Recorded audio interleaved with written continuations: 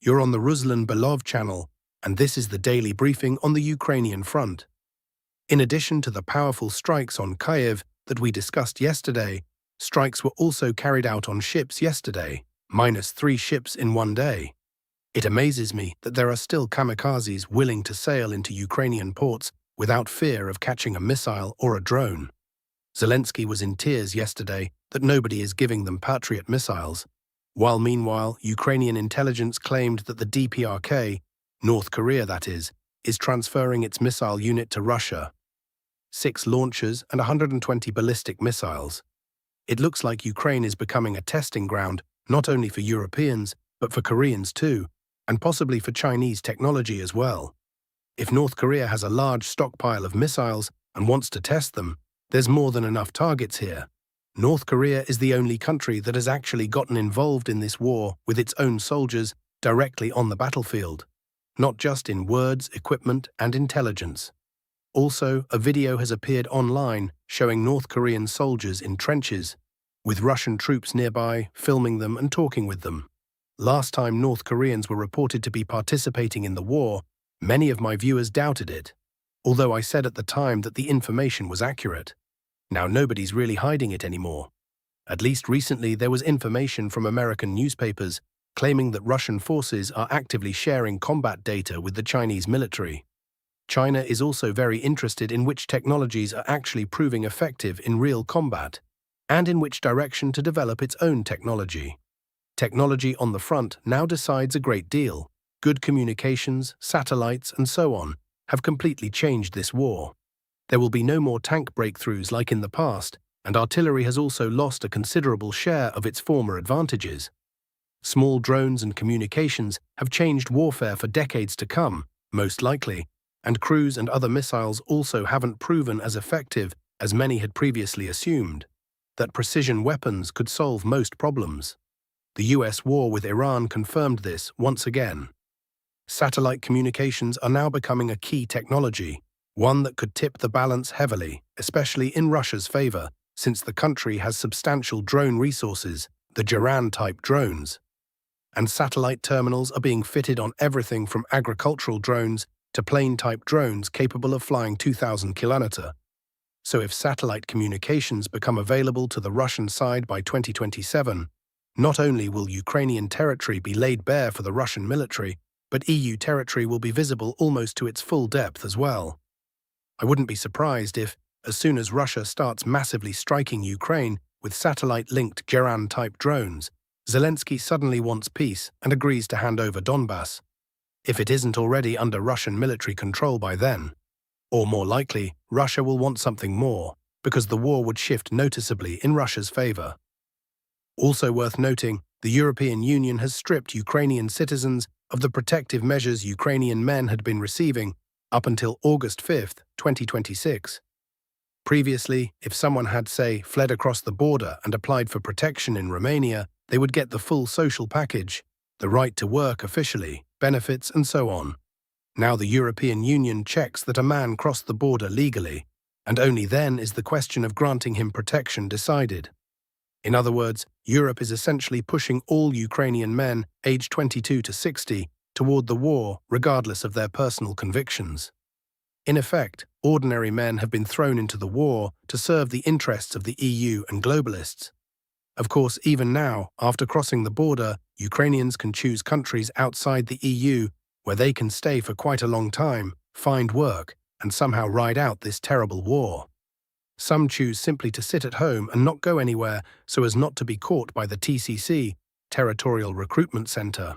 That option exists too, though it's certainly not an easy one. Sitting at home for years isn't very easy for men, especially with no end to this war in sight. From the Kharkiv region, from the settlement of Ustinivka, videos are coming in of strikes on Russian positions. So whatever the Ukrainian side claims about there being no Russian forces there and everything being under AFU control, that clearly isn't the case. Fighting continues in Ivanivka, fighting continues in Aniskino. As for the AFU, yesterday they attempted a counterattack from Petropavlivka toward the southern outskirts of Bilyi Kolodiaz. But they were cut down out in the fields on the approaches. Those who survived essentially fell back to Petropavlivka. Those who didn't survive, well, you understand, they remained lying between the tree lines. From the Dobropilya direction, objective control footage has come in from the Chernihivska area. Essentially, it can now be said that the map matches the reality on the ground here. It's also being reported that Russian troops have reached the outskirts of Rapol and are trying to gain a foothold there, but so far without objective control footage, so no territorial shading changes have been made on the map yet. Russian OSINT sources also report that AFU units are still present between Shevchenkovo-Beletske and the settlement of Svitle. Not in large numbers, but Ukrainian soldiers are still there. This kind of thing happens often at the front, where the enemy can end up in the rear of one side or the other. The front has long since become a layered pie, where each person effectively serves as a strongpoint, meaning a couple of Russian soldiers enter a settlement and the whole sector behind them gets marked as under control, when in reality it's only partial control, since Ukrainian soldiers can slip into the rear and hold out there for a long time. The front doesn't move at a very fast pace, and this layered pie situation is actually present in many places. I think this area will soon be fully cleared of Ukrainian forces. Difficult days lie ahead for the enemy garrison in Dobropilya. We can see the encirclement gradually taking shape from the south. What's more, the AFU has practically no remaining strongpoints or holdout positions left here, which means the advance will continue toward Novokhrihorivka. And I hope that alongside the push into Dobropilya from the east, there will also be a push from the south, and things will get harder and harder for the Dobropilya AFU grouping, which is already being cut off from its logistics. Now let's move to the Zaporizhzhia direction, where additional information indicates that Russian forces have taken full control of the settlement of Zarnitsia. Recall that yesterday we saw Russian troops only on the outskirts of the settlement. Now the entire settlement has come fully under Russian military control. Now it's important for the Russian side to take the settlement of Barvinivka. It's somewhat larger, but still only around a couple dozen houses. There are no defensive lines before this settlement at this point. I think within a day or two, Russian forces will reach it and possibly even take it. The Russian military is taking control of the T-0408 highway and preparing a push toward the second key AFU supply route in Kyiv, the road running through the settlement of Yasna Polyana. Russian troops still have more than 17 kilometers to go in a straight line to reach it. Not a small distance, honestly, but an entirely achievable objective. A lot here will depend on how the Ukrainian side behaves. Without strong, active opposition, the Vostok grouping used to cover this kind of distance in a month or two, but now, given how much priority the Ukrainian army has assigned to this direction, things will probably move faster than that. As for other changes a bit further south, there were minor shifts. From Lizna to the river, forces advanced 1 kilometer and 700 meters. From Rivne, forces advanced 1 kilometer 200 meters, gaining a foothold in the tree line on the approaches to the northern outskirts of Dolinka. And from Kopani, forces also advanced to the river, seizing 2 tree lines, so that Dolinka now finds itself in a partial encirclement. As far as I know, the AFU garrison has not withdrawn from the village yet. Well, they'll wait until Russian troops go around them and they end up in a pocket. A fairly standard situation, as they say.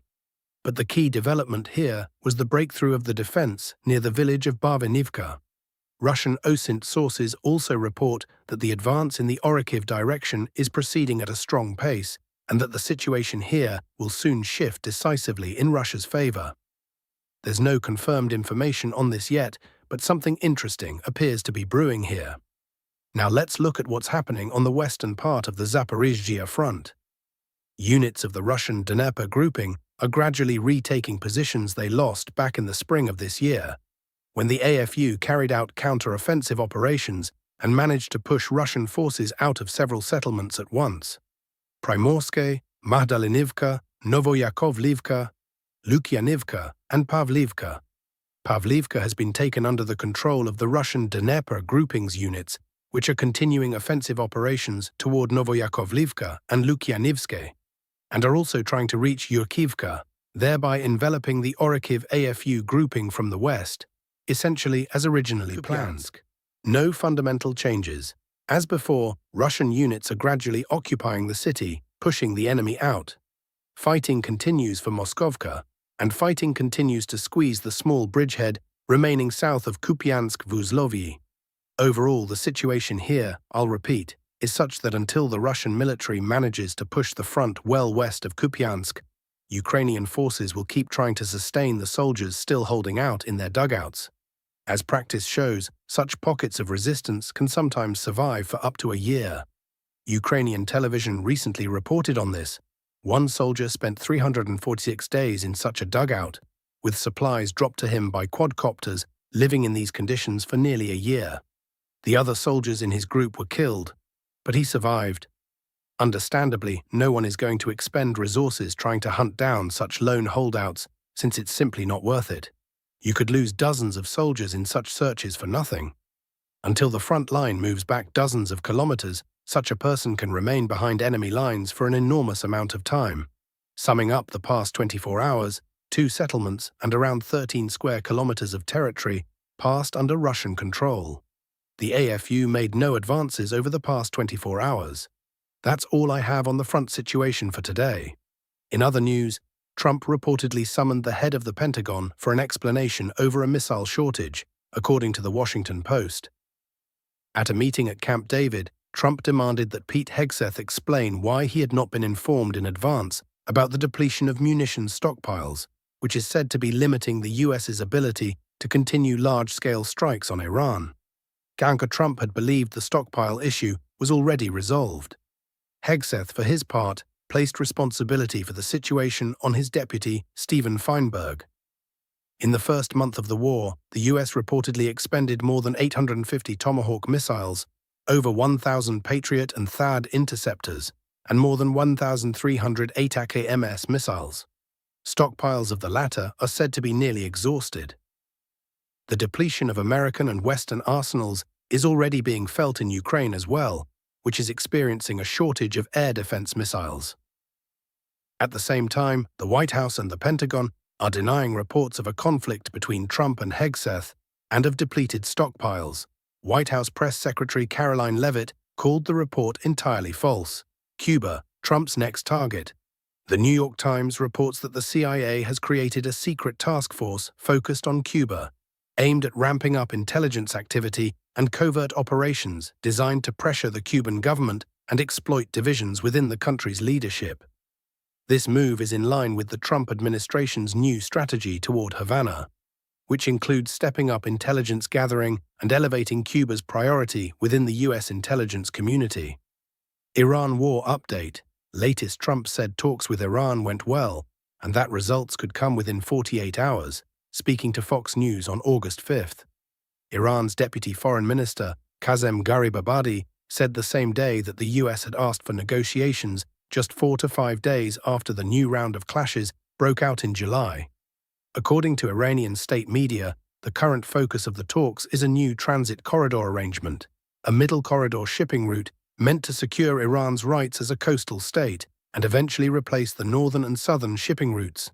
It's reportedly this initiative that led Trump to shelve a planned large-scale strike on Iran's energy infrastructure over the past weekend. Bottom line, no formal ceasefire has been signed yet.